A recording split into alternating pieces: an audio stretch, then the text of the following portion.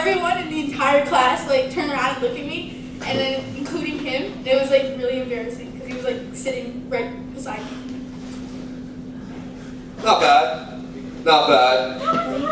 Not bad. I hit a man. Not bad.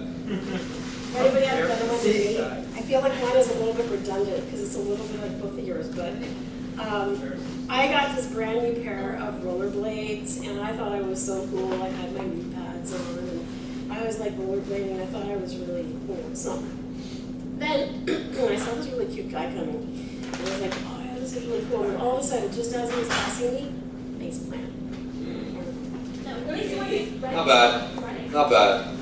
I was at a wedding. I was sitting in the congregation, and usually when you guys ever see in a wedding where the bride and groom will go and sign the papers and then come back, and usually the maid of honor will be the one that kind of fixes the veil. You guys ever see that before? So the best man noticed that the maid of honor was not doing her job. So he decides to help the maid of honor, or the bride, and he's facing us with his butt like this and his pants split. No. And as he's fixing the veil and showing us his wonderful boxers, it was a nice moment. Best man. But that was his moment. That was his moment. Yeah, I don't have moments like that. Tony's here. Might as well sit down. Tony's up. I was best man at my brother's wedding. And Sam had a front row seat to this, actually. And, you know, like, people are getting very decorative with how they, you know, the ceremony and everything. It's essentially like a glorified chuppah. They had kind of this square thing with decorative lights, but they had candles and stuff in it as well for, like, the light. Sam's recollecting now. Do you guys know what I'm talking about? So like these glass balls with candles in them.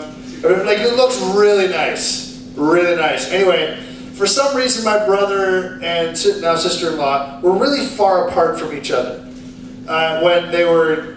So you know, Sam was talking and they were kind of like 2 arms lengths apart. They were like, "What are you doing?" So anyway, I come in to give the rings and I try to push them together. Not being too obvious, and then I turn around, my head hits one of these dangling candles and whacks all down my tuxedo. No. All down my tuxedo. So, do you have it? Oh, that was at the beginning. That was the beginning. This is the candles here. We can see that picture. Yeah. Anyway, wax down my suit. I'm gonna try to find that picture, Tony. That was glorious. All right, so I'm gonna give this to you. I have a better story. You got a better story, Keaton? I have a better story. All right, Keaton, come on up. I hit a man. I gave these to the first 3 because you guys were the first ones. Alright, so I was at a tournament for hockey, and I arrived to a game late because there was traffic. So I was rushing to put on all my gear, and I stepped onto the ice. One moment forgot I didn't have my jock on. One of my defense smacks me there, and I was on the ice. So I left the ice, and I came back on, and I didn't have time to take off all my equipment and put it on properly. So I kind of like threw it in there, and I kind of tried to put tape around it so that it would stay. It didn't really work. So during the game, after every whistle, I would turn around to the net, and I would do one of these. And I was in front of like the little kids that were in the game after us, because I was playing in a game before, what is it, Tyke or something? So all these little kids are watching me turn around and do this. All the parents were watching me doing this. And it was being recorded. Now we got to watch you do that. One more time. All right. What do you guys think? Yep. Yes? Yes. All right, here you go, buddy. Oh. Wow. Now that. Called being a retired goalie. All right. Thank you for sharing that. Hey, we're just going to take a quick break from the book of Matthew. We're going to start right back up next week. But very excited to be sharing with you guys tonight. We're going to be sharing from the book of Mark, chapter 9 today. In lieu of that, I want to talk about, you guys have grandparents? Who has grandparents that's still alive? Yeah? What were some things that you remember about your grandparents? We drive slower than a skateboarder. Slower than a skateboarder. Okay? They're really loving. Very loving. Sure. Yeah. Grumpy. Okay. They give you lots of food. Lots of food. That's true. Okay. Keaton. They used to smack us with yellow spatulas. Smack you with yellow spatulas. You probably deserved it. Tevin. They walk slow. They walk slow. Yeah. Money? In the war. Cool. All right. Tara. Peppermints and cactus. Peppermints and Clactus tea. One of the greatest things I love about my grandmother, other than the fact that we got to park in handicap parking because of her, was that she would eat this concoction of a sandwich. It was this peanut butter and ketchup sandwich that she would eat all the time, right? All the time. I had no idea what was so appealing of it. I tried it. Wasn't that bad. All right. What? I know it sounds gross in your mind, but I'm telling you, it's not that bad. All right? It's not that bad. Anyways, one of the fondest things I remember, other than the peanut butter and ketchup, was that she was someone who prayed like crazy. She would pray in the morning. She would pray at night. My brother and I would share a room, and my grandmother would come in the middle of the night and just pray between us, which you would think is a very holy thing. But when you wake up in the middle of the night and you see someone praying in the middle of your room, kind of freaks you out. Or yelling a couple times, what am I doing, right? No. Anyway, so she used to pray like crazy. And that's something I want to share with you guys a little bit today. Today I'm going to read from the book of Mark, chapter 9. It says this: Jesus just went off the mountain to pray, and he's on his way down. And it says this: when they came to the other disciples, so Peter, James, and John, and Jesus come to the other disciples, they saw a large crowd around them, and the teachers of the law arguing with them. So they're in an argument. As soon as all the people saw Jesus, they were overwhelmed with wonder and ran to greet him. What are you arguing with about? He asked. A man in the crowd answered, Teacher, I brought you my son, who is possessed by a spirit that has robbed him of speech. Whenever it seizes him, it throws him to the ground. He foams at the mouth, snatches his teeth, and becomes rigid. I asked the disciples to drive out the demon, but they could not. Oh, unbelieving generation, Jesus replied. How long will I stay with you? How long will I put up with you? Bring the boy to me. So they brought him. When the spirit saw Jesus and immediately threw the boy into convulsion, he fell to the ground and rolled around, foaming at the mouth. Pretty crazy. Jesus asked the boy's father, how long has he been like this? From childhood, he answered. It has often thrown him into fire or water to kill him, but if you can do anything, take pity on us and help us. If you can, says Jesus, everything is possible for him who believes. Immediately the boy's father exclaimed, I do believe, help me overcome my unbelief. When Jesus saw the crowd was running to the sea, he rebuked the evil spirit. You deaf and mute spirit, he said, I command you, come out of him, never enter him again. The spirit shrieked, convulsed him violently, and came out. The boy looked as much like a corpse, and many said, he's dead. But Jesus took him by the hand and lifted him to his feet, and he stood up. After Jesus had gone indoors, the disciples asked him privately, why couldn't we drive it out? He replied, this kind can come out only by prayer. Only by prayer. Okay. So, this is what's going to happen.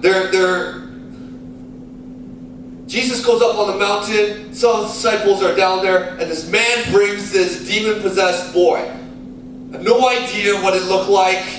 I can't imagine how freaky it must have been, okay, to see a demon-possessed boy. The reality was, there's this demon-possessed boy, and the disciples are there, and they're trying to cast out this demon, and it's not happening, okay? Can you imagine? It's like they're praying, and they're like, and nothing's happening. And the father's like, what's going on here? You guys lose your magical powers? What's going on? Right? And they're arguing now with the Pharisees. The Pharisees are like saying, hey, you've given this man false hope. What are you thinking? Why would you do this? And they're arguing back and forth. And Jesus comes down and says, yo, what's going on? What's happening here? Okay? And he says that the man comes over and says, the disciples were trying to drive out this demon and they could not. And Jesus responds with this. He says, oh, unbelieving generation. Unbelieving generation. And who do you think he was talking to? I mean, he was talking to everybody there, but I think he's sometimes talking to us as well. Oh, unbelieving generation. And then he says, bring me the boy. Okay? So, brings him the boy, and the boy starts convulsing. I don't know if you guys have seen this, where people start seizing up, and there's foam that starts coming out of their mouth. You guys ever seen that before? This happened to my brother a couple times. It's freaky, like scary, because you're scared for the person. You're calling 911, not knowing what to do. And here's Jesus. Okay, the boy's on the ground convulsing. There's foam coming out of the boy's mouth. We don't know how old he was. Let's say he's about 9. 9-year-old boy, foaming at the mouth, right? And Jesus is sitting there with the father. It's like, how long has he been like this? And he's having a conversation with this man. And you can imagine this man thinking, yo, bro, seriously, can you just take the demon out? What's taking so long? Can you just, and why are you asking me these questions? Just take the demon out. And Jesus says, no, seriously, how long has he been like this? And the man goes on to explain, well, he's been like this since birth. He's been trying to throw him into fire or to water to kill him. And he says, if you can do anything, please help him. And Jesus responds with this, if I can. And it's not like he's saying like this, if I can, don't you know who I am? I walked on water, bro. He's not like he's saying, if I can, do you know I raised Lazarus from the dead and that little girl from the dead? If I can. He's not saying in a cocky, like arrogant way. He's saying, if I can. And he's referring back to his first statement. He's like, how come this generation just does not believe? This generation just does not believe. And here's the reality with faith today. I think there's 3 types of faith.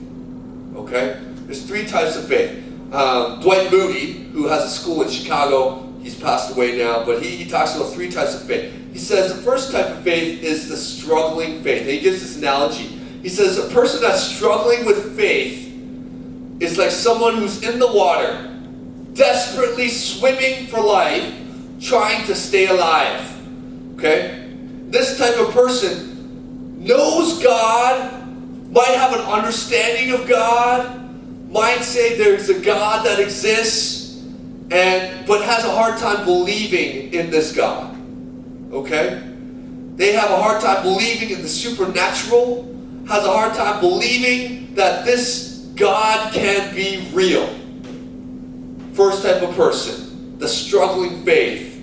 Someone who is desperately just swimming, trying to stay afloat. The second person is what D.L. Moody says is a clinging faith. Meaning this, there's a boat, you're not on the boat, you're hanging on for dear life. So for example, like my great grandfather, when he was escaping out of North Korea with his family, he put his family on the boat, went back for the rest of his family. They were taken by the North Koreans. He goes back to the boat, and the boat was about from here to the wall back there. And it's wintertime. And he's like, my family's on that boat, I gotta go onto the boat. So he starts swimming after the boat. Okay? He finally gets to the boat and finds something to cling on to. And so now the boat's dragging him, and he's like, please bring me aboard. And people start poking him with paddles and stuff because there's too many people on the boat, right? There's no space for you. And he's taking these jabs, and eventually they let him on the boat. But he was just clinging on for dear life. And I think the reality is there are some people, when it comes to faith, they are just clinging on for dear life. They're clinging on for dear life. They desperately want to believe, but they have so much doubt in the back of their minds. So much doubt in the back of their minds. Okay? And the third type of person is the resting faith. This is like a man who's sitting on the boat, and he's good. They're good. He believes and has no limits on God's power. He has no limits on what God is capable of doing. Has no limits that God can raise people from the dead, that can heal people, that he can do some awesome things. 3 types of faith: struggling faith, clinging faith, and resting faith. What kind of faith do you have? Where's your faith at when he says, "Oh, unbelieving generation"? How is your faith? How is your faith? I find for most of us, including myself, when we look at the Father and his response, he says, "If you can, please do something." That a lot of times we pray like that. God, if you can you just help me with my paper? It's due on Monday, right? 40 pages. If you can. And here's God saying, what kind of faith do you have? Struggling, clinging, or resting? Here's the reality with this passage, is that what Jesus does, he eventually does drive this demon out to show this unbelieving generation that it's possible. You guys ever see a miracle happen before? You guys ever see a miracle happen before? Yeah? Yeah, where you prayed for something and a miracle happened. You guys ever had that before? Yeah? Cool. Right? Here's the reality is this, is that do we believe, do we have that type of faith? Now, where does that faith come from? Okay? Where does the faith come from? And I'm going to tell you right now. It says this, if you continue on the passage, the disciples meet up with Jesus, okay? And they're like, Jesus, listen, how come the demon didn't come out? Like, we tried really hard. It says, let me read this section again, just for clarity's sake. Okay? He says this. After Jesus had gone indoors, his disciples asked him privately, why couldn't we drive it out? Why couldn't we drive it out? Okay? And it's important to note, because I imagine it like this. The disciples are there, they're trying to take out this demon. And the other ones are like, Matthew's like, yo, maybe your hands need to be like this. Right? You're doing it wrong. Right? And they have this moment where he says, like, what did we do wrong? And what Jesus says is this. He says, these types of miracles, these moments can only happen by prayer. Now here's the problem with that statement, okay? Because Jesus didn't pray when he took out the demon, okay? Here's the problem with that statement. He says, these types of things can only be taken by prayer, but he doesn't pray himself to take that demon out. So that it's like, I don't get it. And why would you say that when you didn't do it? And this is what Jesus is really implying, okay? What he's implying is this. He's saying if you want to get your faith to a good place, he says, if you want to grow your faith, he says, if you're part of that unbelieving generation, he says this, you need to take some moments to pray. So the question that I would ask you guys is, how much do you pray? If you find yourself in one of those 3 tiers, if you're in the clinging faith or the struggling faith, my question would be, how much do you pray? I'm not talking about, oh yeah, bro, I pray at every meal. That's not what I'm talking about. I'm talking about like you legitimately pray. You take moments in your day to pray. Because here's the reality. If I want to get to know Tony, right, I can read up everything about Tony. Wikipedia, right? Find out everything I want to know about Tony. But the reality is this. Until I have a conversation with Tony, I'm not going to really know who Tony is, right? I can know he's married to Doreen. I can know he has a son named Tyler. I can know that his last name's Constable. I can know that he loves Wild Wing. I can know that he's very conversational. I can know he has the biggest heart. I can know all these different things about Tony, but if I never interact with Tony at all, what kind of relationship is that? It isn't none, right? There is no relationship. I can know everything about Tony, but have no relationship with him. And this is what I find, that we can have all these different ideologies and know God and not really have a relationship with him. So what does Jesus say? He says to pray. He says to pray. And some of you guys might be saying that, well, I don't know how to pray. Sometimes it's weird talking to myself, right? Might not know how to pray. And maybe it's just saying the Lord's Prayer over and over and over again. Taking some moments to pray that first, which is the greatest prayer. Our goal as leaders for you guys, we want to see you grow maturely. We want to see you grow physically. We want to see you succeed, quote unquote, in this world. Hopefully get great jobs, not do drugs, right? Not, do whatever. We want to see all that stuff. But the greatest joy for us, the reason why we do what we do, our hope is that your faith will not be in a struggling faith. They'll not even be in a clinging faith. They'll be in a resting faith. Be in a resting faith. There's this word when Jesus says, when he says this, let me see. When he turns to the boy, I want to read to you what exactly he says. It says, but Jesus took him by the hand and lifted him to his feet, and he stood up. Those words, lifted up and stood up, if you actually translate those two words in the Greek, it actually means he raised up.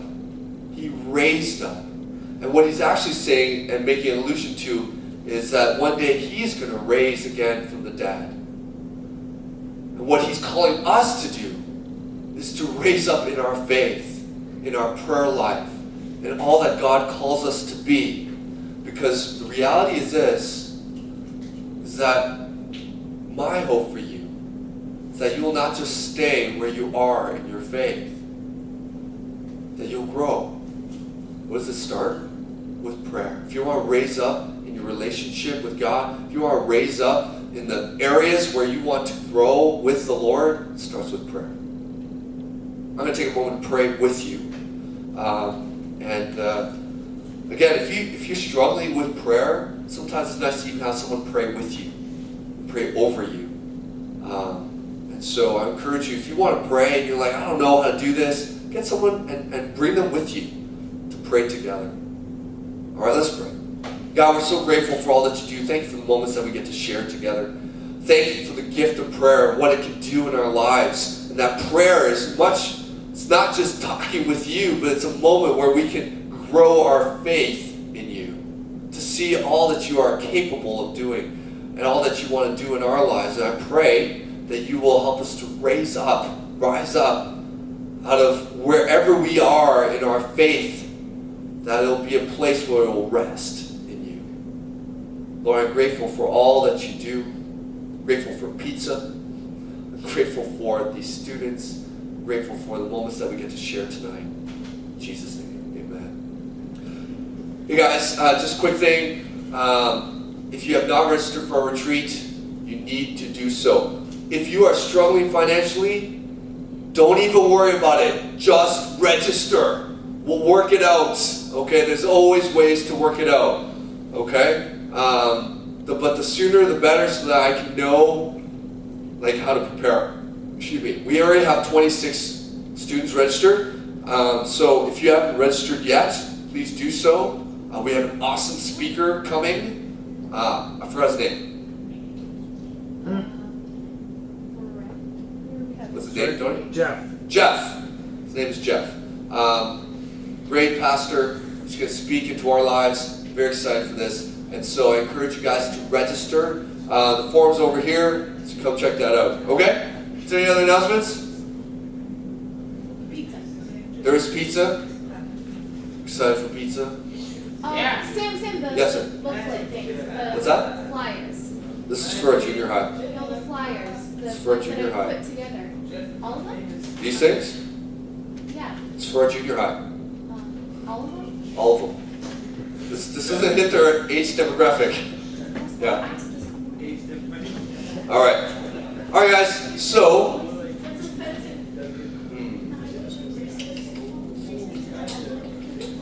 how should we do this? Oh, right. That meets our demographic.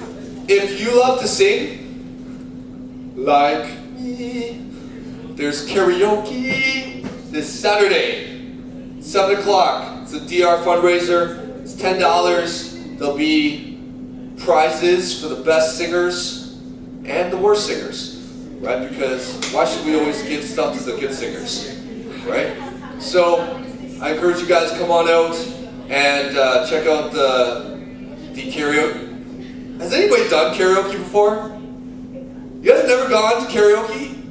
Is it just us Koreans that love karaoke? Right?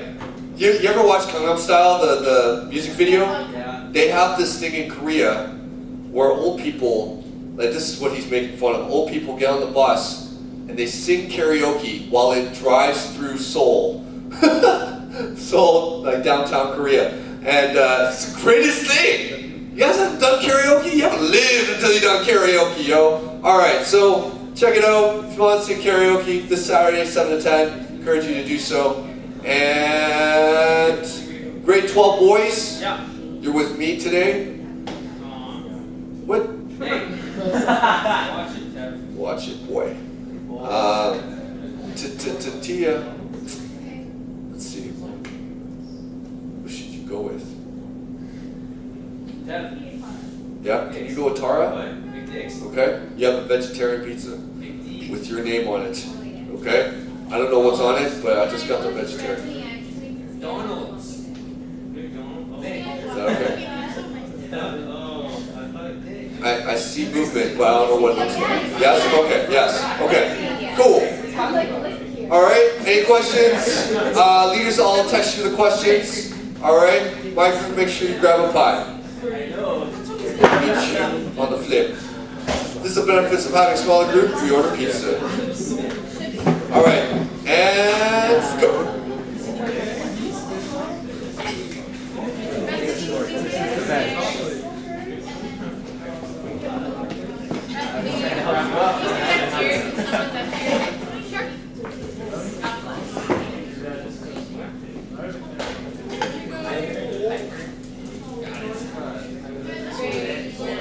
Get the pie? Is that how?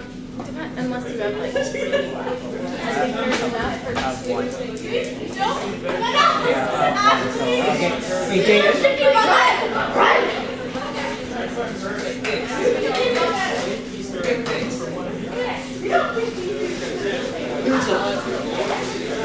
Since there's only two of us, why don't you grab? There's only two of us? Yeah.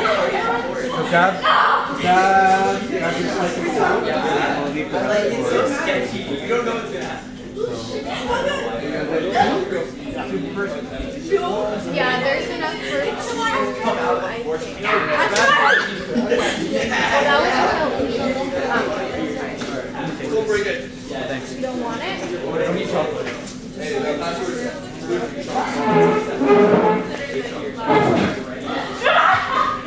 Hey, don't leave my paper. Hey, let's where's my Which one's ours? Or is it being brought to us? I don't know. What's that? We're just taking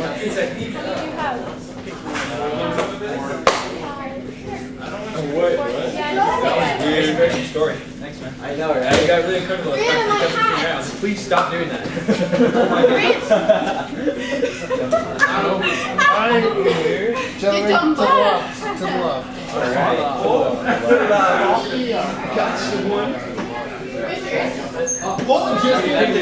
was gonna like say, can I jump on Josh Lewis? Who's Josh Lewis? Wait, why would you put mustard? Why would you put? Why do you only get half of Josh Lewis? I want the whole Josh Lewis.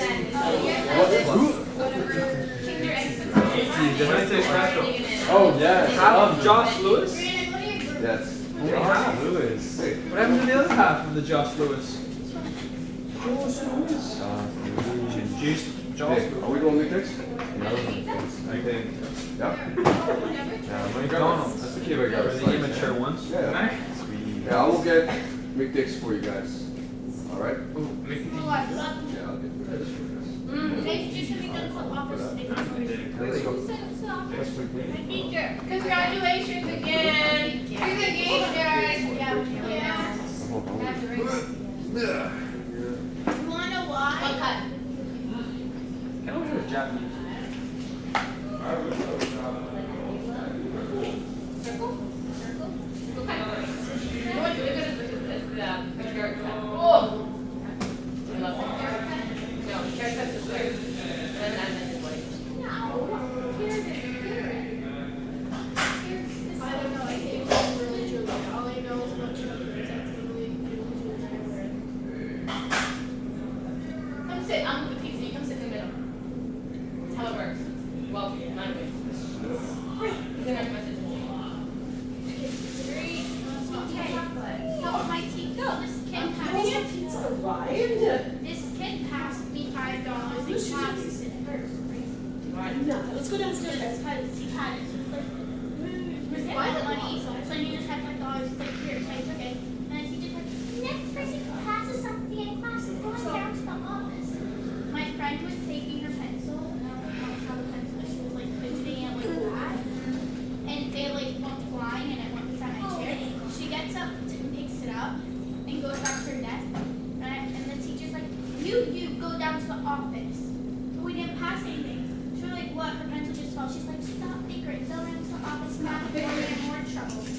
You guys want some pizza before we go? Yeah, I think it's Hawaiian, isn't it? Don't tell me it's Hawaiian. Oh, yeah, that's good. But I thought you could do blueberry. It says, why are you here? Oh, And you're I from- took off the other. And I took off the other. That's I did nothing. Yeah. And then there was this thing that said, why are you here? Let's just take the box. Yeah. So then they called her like us individually. You guys are- oh, yeah. Stories each other's names in the office. And then they called me and I'm sitting there shaking, like my heart's beating so fast because I was in the office. So then I went, so what happened? Oh, we go this way? This guy gave me $5 and the teacher was like, oh, pass something going into the office. And then I didn't pass anything, she sent me down to the office. She's like, well, why? I'm like, because someone's pencil laying beside my chair and they went and got it. And then she's asking all these questions and it had nothing to do with it. It's like, what did that person get out of her chair? I'm like, what does that have to do with anything? Yeah, well, yeah, she got out of her chair and grabbed her pencil. Yeah. So the teacher assumed that's what. I'm like, she probably thought when she came up to get her pencil. Because I was like, when she came up out of her chair to get her pencil, she probably thought I was passing her something or something. Yeah. Did you tell me all it? What? And then, No. You don't want it anymore? See, I do, but it's growing back, and I really want to cut it again. But my mom's like, cut it again, and I'm actually going to go out of the house. Okay, she has blocked me out when I was 9 years old out of the house. It didn't take 40 to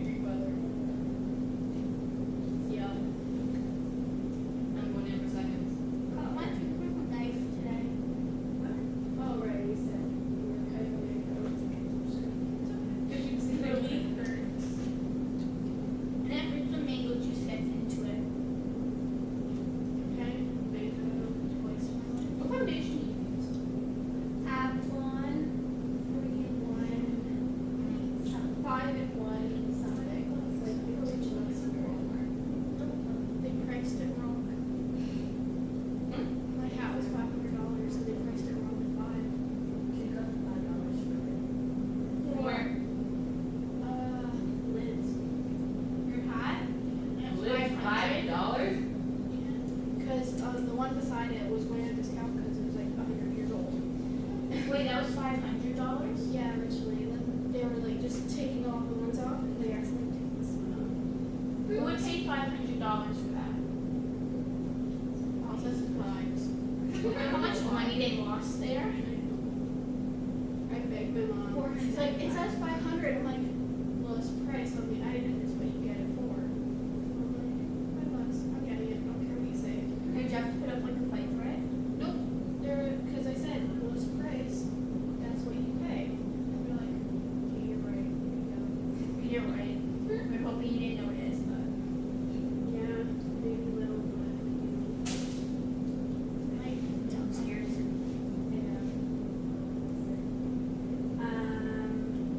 So did you guys understand the 3 levels of faith that he was talking about? They're like grasping on. Yeah. They're like sitting chill. Struggling, clinging, or resting. Resting is pretty chill. Clinging is the holding on. And then struggling is they're struggling. I know it chipped today. I got very upset. I had my nails chipped. I have semi tomorrow. Fine. Who Who are you bringing? One with my friend. Good. No, that's what I say to keep myself in high. So you guys can just like think about it. You don't have to say it out loud, but one of the questions is like where would you characterize your faith? Like you can't say it if you want to, but for sure. God loyal. Mm-hmm. In what ways? In general, like society has so much influence now, and like especially with social media and like high school in general. You like think about yourself and what you want to do, and then you don't think about the religious point of view of it. Think about like what you want to do first. But as like a Catholic Christian or whatever religion you are, it's like you gotta look back to that. Like you get what God wants you to do. But yeah, like WWJD. I stuck in my head. See, the second pizza's almost done. I told you it'd be worth it. That's all we got. We have a little bit of that. Is there more up there, or was there just Huh? probably not? I'll check. What other reasons are Oh, there's another one. Bring it. there is? Bring it. Bethany? Sorry. Code? Youth, what you feel? Howie? No, the actual. The Howie? Oh. I don't know, actually. Check like 7, 7, 7. That looks good. 4, 5, 6, like any consecutive number of one. You're not Canadian. Is it? Oh, it's Canadian. Oh, it's Leonard's name. No, it's not. Beef liver has bacon, ham, Guys, eat it. salami, and pepperoni. Just eat. I'll eat that shit.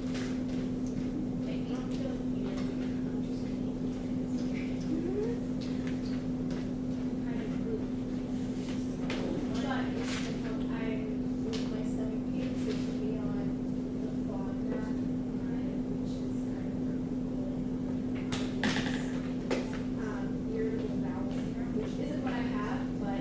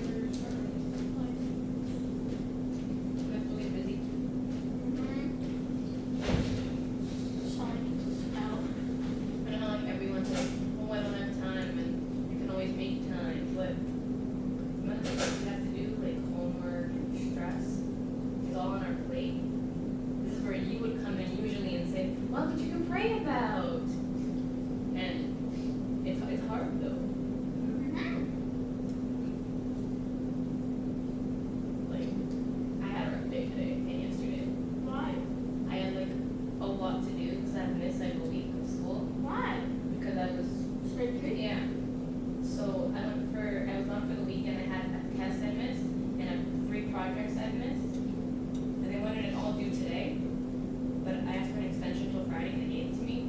So yesterday I'm freaking out because they never replied to the email.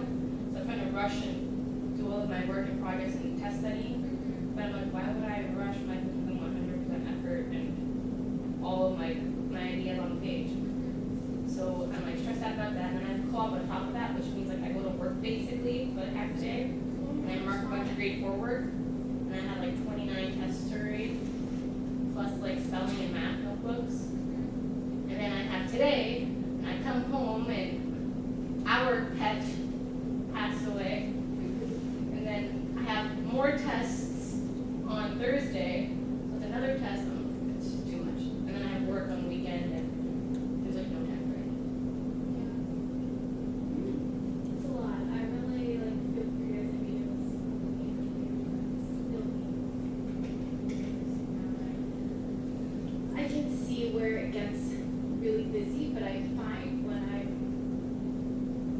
like spending more time on things that I don't need to, like if I don't want to be doing something, but I have stuff to do, that's when I'm like trying to distract myself more with like social media and stuff, like that kind of thing. Yeah, procrastinating with useless things. So it's like a lot of your generation's time could potentially be well better spent. Like obviously we're catching up on stuff. It's a totally different story and that means that you're really busy, but I'm still catching up from stuff when I was sick for 2 weeks. But I'm gonna say 6, I'm like, oh, okay. so how much have you been like how much time have you been spending on actually working? Well, like, they want me to do tests and stuff, and I'm like, okay, like, you said I need to do a test. They're like, yeah, I'll give it to you tomorrow. I go tomorrow. Oh, yeah, I'll give it to you tomorrow. Go tomorrow. I'll give it to you tomorrow. I mean, they're extra prepared. But it's like frustrating. It's like, You just want to get it done. yeah. And for French, she wants me to do like 4 tests in one day. She wants me to do an oral. She wants me to answer like 10 questions to her. You were supposed to do it last week. Still haven't done that. And then a writing thing. And then I forget the other one. And then we have another test on Friday on conjugating verbs. That's simple. French isn't my good subject. You're So Elliot? glad I don't have to take it next year. So how do you guys think you would be able to manage life with faith? Like how do you see that being possible? I don't Okay. It's gonna sound bad, but what if you put on a schedule, even though it shouldn't be? But I think you'd be like 30 minutes working and like take a 15-minute break, you get a 15-minute break to like pray or do whatever you need to do, and go back to your work for half an hour, and then take another 15 minutes and kind of like rethink what you did and like reflect, I guess. But really, people say God should be on the schedule. So I mean, I don't think it's a bad thing if you schedule out time. But it should be in this box only is when I can talk to God. oh yeah, for sure, but I'm just thinking never really trust him. I think it's wise to schedule out time because it's hard because of our busy schedules. We schedule out time to do this, we schedule out time to do that. Like you guys schedule out the time to come here. So it's like you can schedule out like maybe when you get home, 15 minutes before you like go to bed, just like sit, pray, read your Bible or whatever, and then go to bed or go back to work if you have to be working for like the rest of the night. Like it's scheduled handy and easier way to actually like fit it in because sometimes with now I'm laying in bed and like okay maybe I should pray now and then you fall asleep, which I've done so many times. So it's like if you schedule it when you're actually awake, then you can I don't think it's a I think it's bad to put them in boxes God, it's not for school, God, it's not for this time of day. But if you're like scheduling out, like the morning is a good time because then you can just start your day off and you're like waking up, so you're waking up and all that stuff. At least it's nice about it though. Morning would be really good.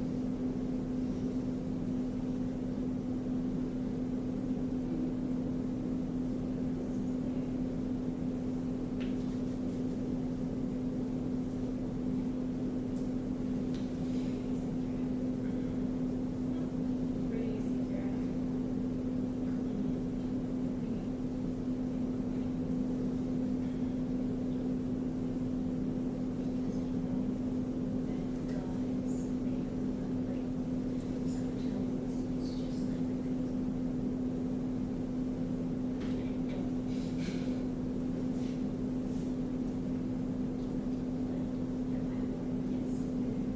So it's just, I guess, because usually in our world we always have to see stuff to live it, but like God, you need to have faith and do, but then sometimes it's harder. Yeah, it's different because in the Bible they actually saw Jesus doing miracles. Like we saw God do miracles.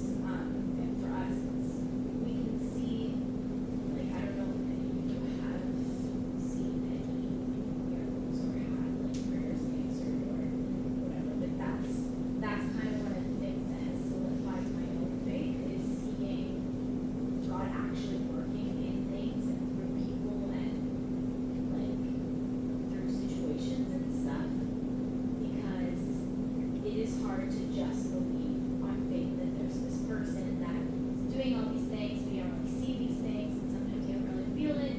But if you have like examples that you can kind of go back to and be like, oh yeah, God was there, this happened, kind of thing. Like even if it's not every single second of the day that you're feeling that power, you still kind of go back to a time when you felt it.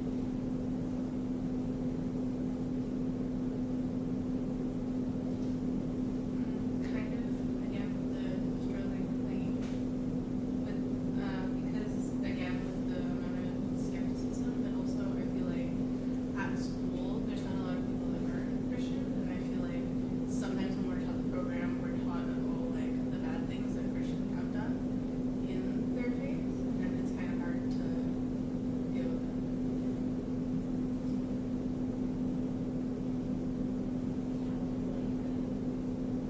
People sinning. Oh my God, it's hard. It's so hard as Christians. We have such a bad name, and it's because we all mess up, and it should be completely different for Christians. And in a lot of places it is, but a lot of the times we really mess up and they're not. Like that's why it's hard for people to get into like religion because of all the hurt that is in that word, but it's more like a relationship. Like it's personal with you and God, and the community, the church is supposed to grow that faith, but often because we're still sinners, that it's hard.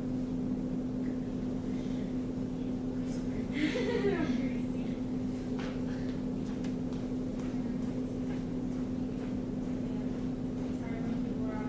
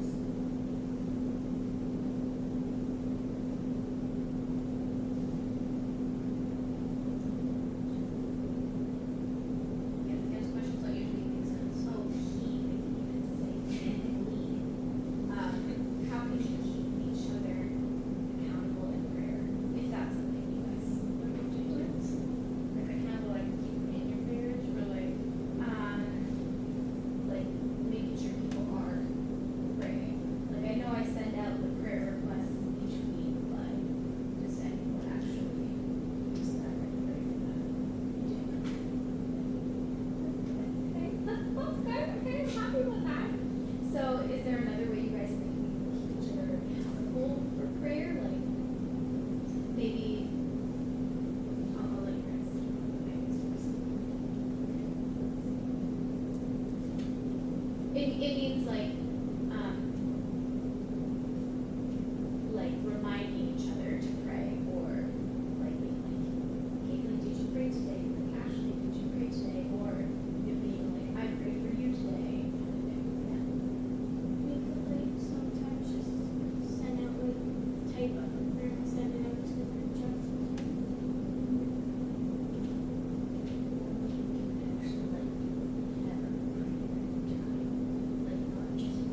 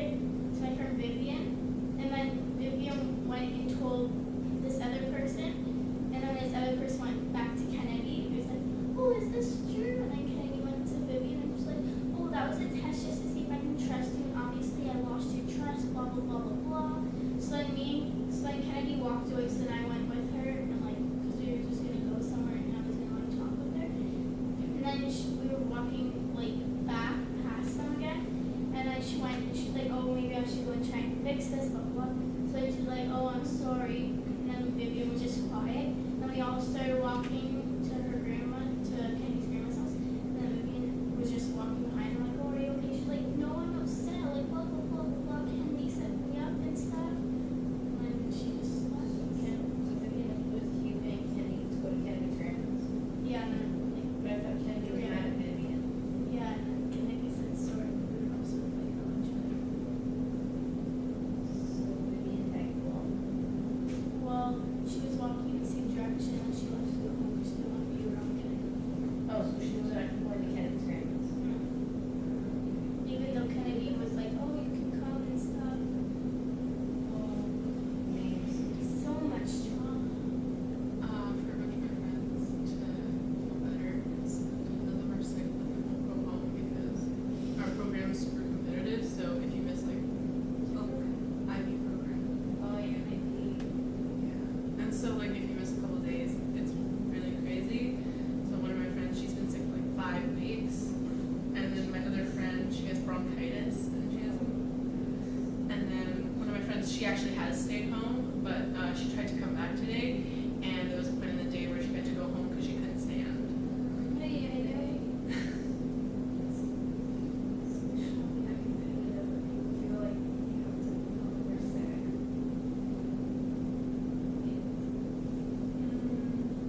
General support.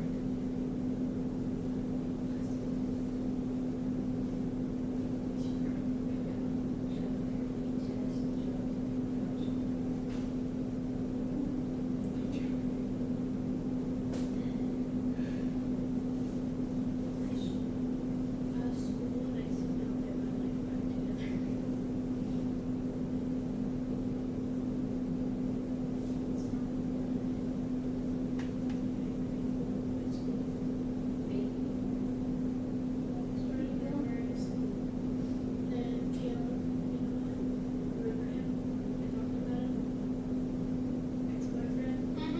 Came back. The one who was in the sticks.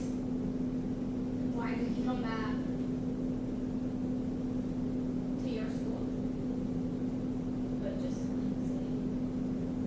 And then he texted me saying, I still love you, blah, blah, blah. And yeah. just lock the bag. Have fun kids up again.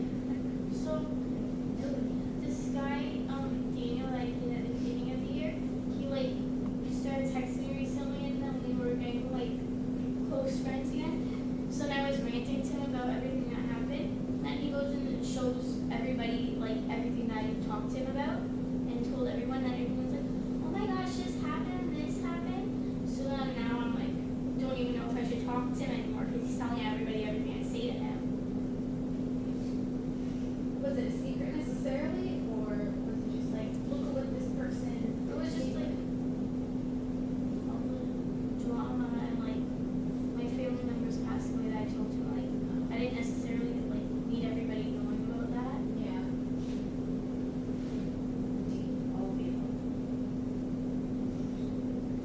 Why is D always all of the above? That's a good question. Why isn't it C? Why isn't it D? Why is that an A? I'm gonna really Last- quick deep. it has to be the last one. Oh. Above. Oh. I think That's why she's not in the program, guys. I'm trying to think of that verb person. Like, oh, give up. Why isn't it C? Why isn't it D? Because then we all think it's like all the other options, not all of the above. So then if it's C and then there's also like if there's the A, B, C, D and then C is all of the above, but there's also a D that only means A and B then. Well, sometimes there's all of the above and then other